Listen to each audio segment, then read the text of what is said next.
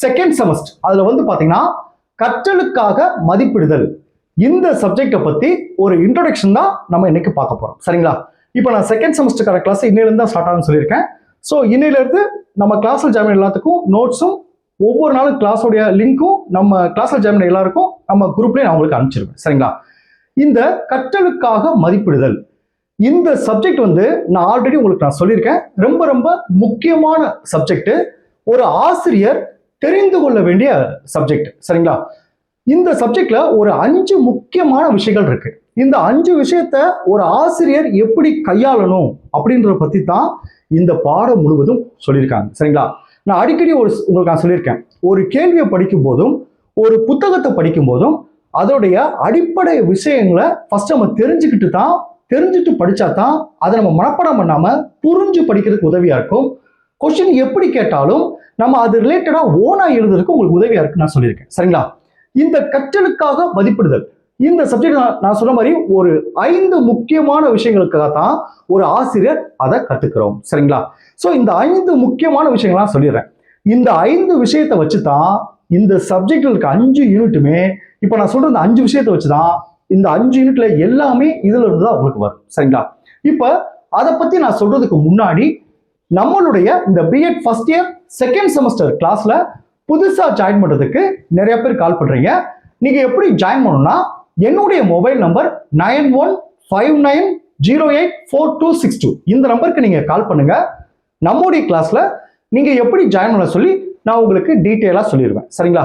அதே மாதிரி நீங்க ஜாயின் பண்ண உடனே உங்க நம்பர் நான் செகண்ட் செமஸ்டர் குரூப்ல ஆட் பண்ணிடுவேன். அதிலே நோட்ஸ் கிளாஸ் உங்களுக்கு வந்துடும். ஸோ ஜாயின் பண்ண விருப்பப்படுறவங்க என்னுடைய மொபைல் நம்பருக்கு கால் பண்ணி டீட்டெயிலா கேட்டு நம்முடைய கிளாஸ்ல நீங்க ஜாயின் பண்ணிக்கலாம். சரிங்களா? ஓகே. இப்போ இந்த சப்ஜெக்டை பத்தி 5 முக்கியமான விஷயம் ஒரு ஆசிரியர் கண்டிப்பா அதை தெரிஞ்சிருக்கணும். இந்த சப்ஜெக்டை பொறுத்தளவுக்கு நல்லா கவனிச்சுக்க, மாணவர்கள் இருக்காங்க. அந்த மாணவர்களுக்கு தேர்வுகள் எப்படியெல்லாம் தேர்வுகளை வைக்கிறோம், அந்த மாணவர்களை எப்படியெல்லாம் மதிப்பிடுறோம், அந்த தேர்வை வச்சு எப்படியெல்லாம் மதிப்பிடுறோம் அப்படின்றது ஃபுல்லா தான் இந்த சப்ஜெக்ட்ல இருக்கும். சரிங்களா? நல்லா கவனிங்க. இந்த கான்செப்ட், அடிப்படை கான்செப்டை புரிஞ்சுட்டு இப்போ நான் சொல்ல போற இந்த 5 விஷயத்தை மைண்ட்ல வச்சுட்டு அதுக்கு பிறகு நான் அனுப்புற நோட்ஸை நீங்க எடுத்து படிங்க. இந்த ஒவ்வொரு கேள்வியும் நீங்க படிக்கும் போது, இந்த சப்ஜெக்ட்ல நீங்க ஒவ்வொரு கேள்வியும் படிக்கும் போது இந்த 5 விஷயத்தை மைண்ட்ல வச்சுட்டு படிங்க. அந்த வாக்கியம் உங்களுக்கு எளிமையாக புரியும். சரிங்களா? இப்ப பாருங்க, ஒரு ஆசிரியர் வெறும் தகவல்களை தருபவராக மட்டும் இருக்காமல், வெறும் தகவலை மட்டும் தருபவராக இருக்காம, ஒரு பாடம் நடத்துறோம், ஒரு அப்படியே ஒப்பிக்கிற மாதிரி நடத்தாம வெறும் ஒரு தகவலை மட்டும் தருபவராக இருக்காமல் பாருங்க, ஒரு வழிகாட்டியாக, முக்கியமான விஷயம், ஒரு வழிகாட்டியாக மாற இந்த பாடம் அவசியம். புரிஞ்சுச்சா உங்களுக்கு? ஒரு ஆசிரியர் வந்து தகவலை மட்டும் அளிப்பவராக இல்லாம ஒரு வழிகாட்டியாக இருக்கணும்.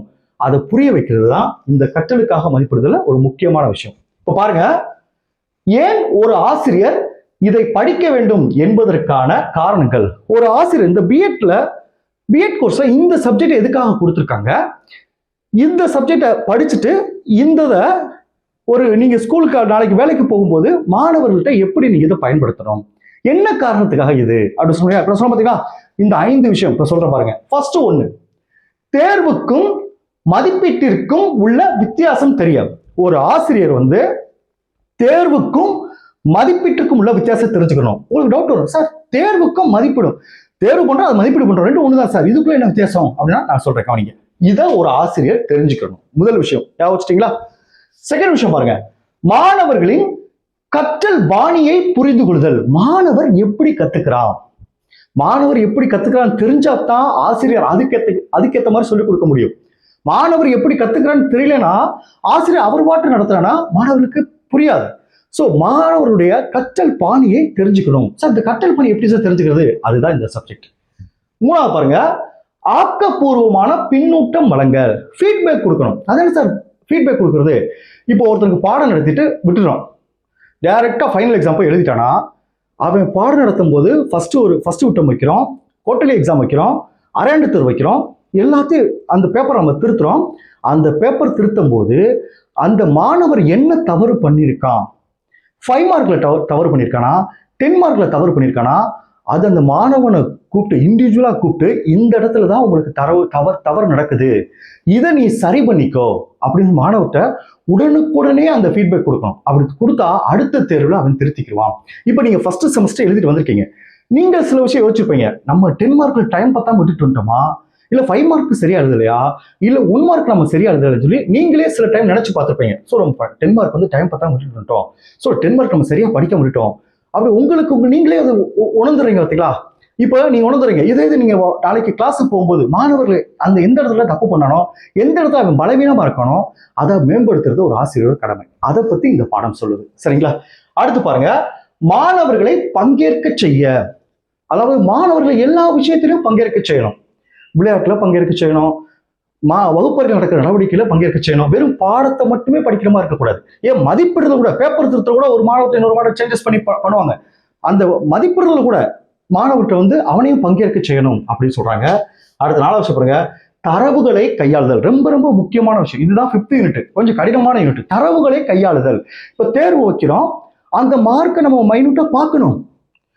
இதுக்கு முந்தின தேர்வுக்கும் இந்த தேர்வுக்கும் மாணவர் கொஞ்சம் மதிப்பெண் கூட எடுத்திருக்கானா, கூட எடுத்திருந்தா எந்த இடத்துல அவன் வந்து கொஞ்சம் முயற்சி அதிகமா பண்ணியிருக்கான், குறையா எடுத்திருந்தானா எந்த இடத்துல அவன் கம்மியா பண்ணியிருக்கான், இதெல்லாம் எப்படி பயிற்சி ஒரு ஆசிரியர் கொடுக்குறது, இதெல்லாம் எப்படி ஒரு ஆசிரியர் கையாளுது, இதெல்லாம் கையாண்டு மாணவர்கள் எப்படி அவனுடைய கல்வித்தரத்தை மேம்படுத்த செய்யறது அப்படின்றதான் இந்த பாடம். சரிங்களா. இப்போ உங்களுக்கு புரிஞ்சுச்சா இந்த 5 விஷயம். ஒண்ணு பாருங்க, தேர்வுக்கும் மதிப்பீட்டுக்கும் உள்ள வித்தியாசத்தை ஒரு ஆசிரியர் தெரிஞ்சுக்கணும். 2 பாருங்க, மாணவர்கள் கற்றல் பாணியை புரிந்து கொள்ளணும். 2. 3 ஆக்கப்பூர்வமான பின்னூட்டம் வழங்கணும். 4 பாருங்க, மாணவர்களை பங்கேற்க செய்யணும். 5 பாருங்க, தரவுகளை கையாளுதல். இந்த 5 விஷயத்தை ஒரு ஆசிரியர் தெரிஞ்சுக்கிறதுக்காக இந்த பாடம். சரிங்களா. இப்போ இந்த 5 விஷயத்தை பத்தி நான் உங்களுக்கு ஒரு இன்ட்ரோடக்ஷன் கொடுத்தேன். இதை கொஞ்சம் தெளிவா பாருங்க, நல்லா கவனிச்சுங்க. இதுக்கு நான் எப்பவுமே ஒரு பாடத்துடைய அடிப்படைக்கு வந்து அதிக டைம் எடுத்துக்குவேன்.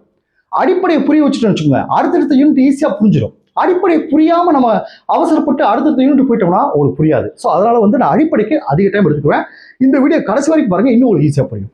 ஃபர்ஸ்ட் ஒன்று பாருங்க, தேர்வுக்கும் மதிப்பீட்டிற்கும் உள்ள வித்தியாசம் அப்படின்னா என்ன சார்? பாருங்க, சாதாரண ஆசிரியர்கள் பாடத்தை நடத்திவிட்டு தேர்வு வைப்பார்கள்.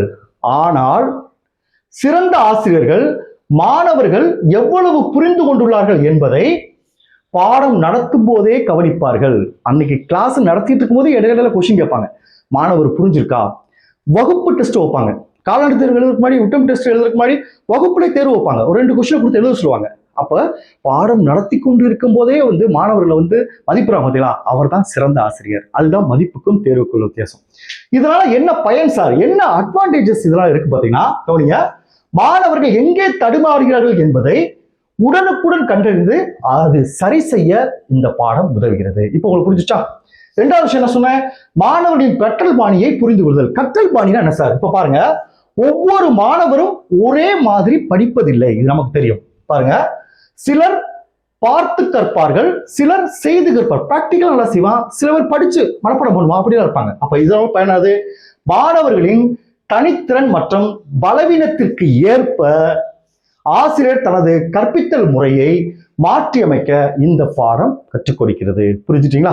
அடுத்து பாருங்க, ஆக்கப்பூர்வமான பின்னூட்டம் வழங்கல். நான் ஃபீட்பேக் சொன்ன பார்த்தீங்களா, இதுல பாருங்க, நீ சரியாக படிக்கவில்லை என்று சொல்வது ஒரு சாதாரண ஆசிரியரின் அனுமதி. நீ சரியா படிக்கல அப்படி மட்டும் பொதுவாக சொல்லி விட்டுருவாங்க. அவன் எதனால படிக்கல, ஏன் படிக்கல, எந்த பாடத்துல படிக்கல, அந்த பாடத்துல எந்த கொஸ்டின் அவங்க சரியா எழுதல அப்படி இண்டிவிஜுவலா சொல்லவே மாட்டாங்க. அதுதான் பாருங்க, நீ சரியாக படிக்கவில்லை என்று சொல்வது ஒரு சாதாரண ஆசிரியர் அனுப்புரை. ஆனால் நீ இந்த இடத்தில் நன்றாக செய்திருந்தால், இந்த 10 மார்க்கை நீ நல்லா எழுதினா, இந்த 5 மார்க் நீ நல்லா எழுதினா, இந்த 1 மார்க்ல தான் உங்களுக்கு மார்க் குறைஞ்சு போச்சு, இல்ல இந்த 10 மார்க்ல தான் மார்க் குறைஞ்சு போச்சு, ஸோ அடுத்த முறை இந்த 10 மார்க்ல நீங்க அதிக முக்கியத்துவம் கொடுங்க அப்படின்னு அதோட சொல்ற பார்த்தீங்களா, அதுதான் சிறந்த ஆசிரியர். இதனால என்ன பயன் இருக்கு? மாணவர்களின் தன்னம்பிக்கையை சிதைக்காமல் அவர்களை முன்னேற்ற ஆசிரியருக்கு வழிவகுக்கிறது. நீ ஒண்ணுமே சரியா படிக்க, ஒண்ணுமே சரியில்லைன்னு பொதுவாக சொல்லி அவனை மனசு சோர்வடைய செய்யக்கூடாது. அவனை ஊக்கப்படுத்தி அவன் சென்ன சவர்களை வந்து அவன் திருத்திக்கிறதுக்கு நமக்கு வழிவகுக்கான அந்த ஃபீட்பேக் அந்த இதெல்லாம் கொடுக்கணும் அப்படின்னு சொல்றாங்க. சரிங்களா. அடுத்து பாருங்க, மாணவர்கள் பங்கேற்க செய்ய. நான் சொன்ன பாத்தீங்களா, மாணவர்கள் பங்கேற்க செய்ய வந்து பாருங்க, மதிப்பீடு என்பது ஆசிரியரின் வேலை மட்டுமல்ல. பாருங்க, மாணவர்கள் தங்களை தாங்களே மதிப்பிடும் மற்றும் சக மாணவர்களை மதிப்பிடும் திறனை வளர்க்க வேண்டும். நான் சொன்ன பாத்தீங்களா, கிளாஸ் டெஸ்ட் வச்சா ஒரு பேப்பர் இன்னொரு பேப்பர் மாத்தி விட்டு அவனுக்கு திருத்த சொல்லுவாங்க, அது சொல்றேன். சரிங்களா. அடுத்து பாருங்க, தரவுகளை கையாளுது. இது பாருங்க, வகுப்பறையில் நடக்கும் சிறு தேர்வுகள், செயல்பாடுகள் மூலம் கிடைக்கும் முடிவுகளை வைத்து அடுத்த கட்டமாக எதை நடத்த பாருங்க. வகுப்பறையில் நடக்கும் சிறு தேர்வு வைக்கிறாங்க. அந்த பேப்பர் ஆசிரியர் திருத்துறாரு. அப்ப திருத்தும் போது அவர் தெரிஞ்சிடும் எத்தனை மாணவர் நல்லா எழுதியிருக்கான், எத்தனை மாணவர் சரியா எழுதல, நிறைய மாணவர்கள் சரியா எழுதுறாங்க, நம்ம நடத்துறது புரியல, அப்ப நம்ம வேறு விதமா அவனுக்கு நடத்தி புரிய வைக்கணும் அப்படின்றது ஆசிரியர் தெரிஞ்சுக்கிறது. சரிங்களா? அடுத்து பாருங்க, முக்கியமான ஒரு விஷயம் பாக்ஸ் போட்டுக்க பாருங்க. ஒரு ஆசிரியர் மாணவர்களின் கற்றல் குறைகளை கண்டறிந்து அதை நிவர்த்தி செய்ய இந்த பாடம் ஒரு கருவியாக இருக்கிறது. அவனுடைய கற்றல் குறைபாடு சரி பண்ணி அவனை முன்னேற்றம் செய்வதற்கான ஒரு கருவிதான் இந்த பாடம். பாருங்க, நீங்கள் வெறும் பேப்பர் திருத்தும் ஆசிரியராக இல்லாமல் மாணவர்களை செதுக்கும் ஆசிரியராக மாற இந்த பாடம் மிக முக்கியம். சரிங்களா? இப்ப தெரிஞ்சிச்சா? இந்த பாடத்தோட அடிப்படை தெரிஞ்சிச்சா?